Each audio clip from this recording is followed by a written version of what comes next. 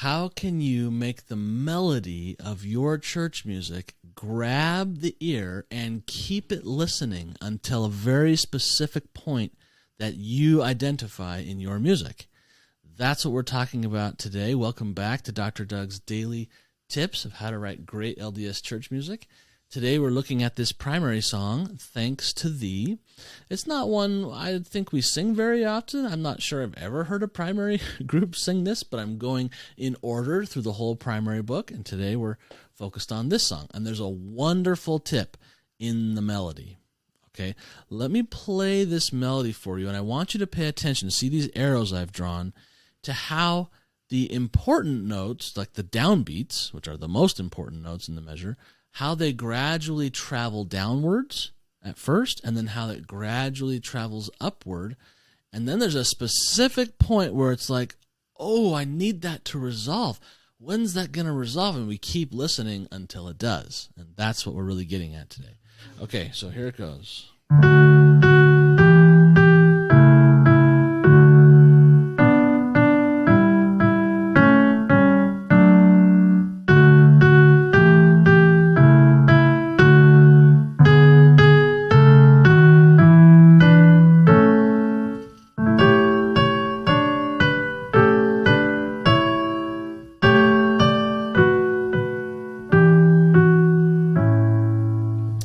Okay, that's as far as we need to go. So look at that first line. We have F sharp, E, D, C sharp, D. Okay, so every downbeat is gradually going down until we get to here.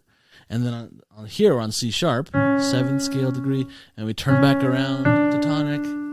Second line begins on the same note, F sharp, but now we're headed upwards. F sharp, G,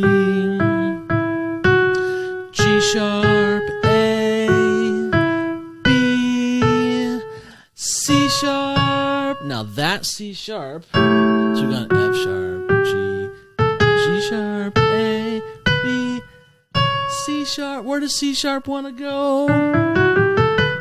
It wants to go to D, right? But we hit the C sharp on a very important downbeat. On the downbeat, that starts the beginning of the second half.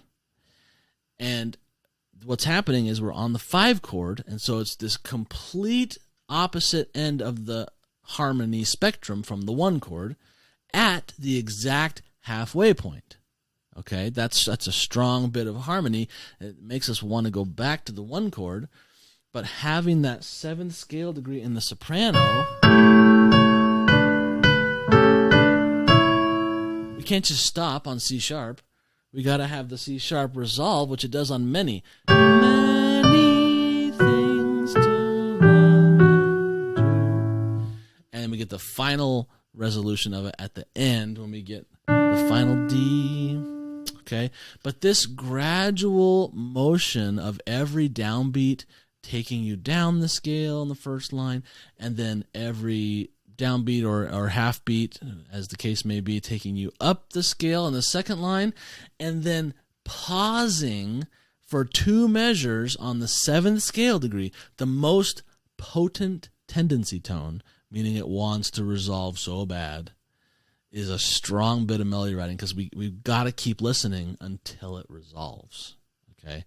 Now, this is a technique that gets used a lot over many different kinds of music, but just leading the ear this way by stepping gradually over a bar, or every 2 bars maybe the stepping could happen, or it could happen over every 4 bars. It's the further you spread it, the more subtle it is, so be careful with that. But it leads the ear, and then especially with the third line, where we start the measure on the 7th scale degree, C sharp, and we kind of keep focusing on it for 2 measures. We need it to resolve, so our ear is just waiting for the climax. And that's a great place to be when you're writing, with the listener's ears just begging for the resolution in a good way, not because it's like this terrible, nasty sound, but because it's a good sound, okay? And that's what we get here. All right, so that is your tip for today, this gradual rise and gradual fall, playing with the climax by leading our ear step by step, line upon line, precept upon precept, until we get the climax. All right, if you'd like more tips, head over to latterdaymusiversity.com and get the 10 commandments of the, 10 commandments of warm, fuzzy testimony building music. It's a 24-page report, totally free, and when you sign up, you'll start getting daily email tips to help you write better, stronger, more powerful testimony building church music. All right, tomorrow we're going to look at the next primary song in the book. See you then.